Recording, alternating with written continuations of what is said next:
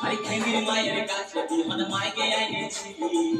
গাছুল করে আমার ভাঙি বুঝাইলি আরে খেমির মায়ের কাছে বিহন মাইকে আইনেছিলি গাছুল করে আমার ভাঙি বুঝাইলি ও তুই পেটা খাবি পিঠি খাবি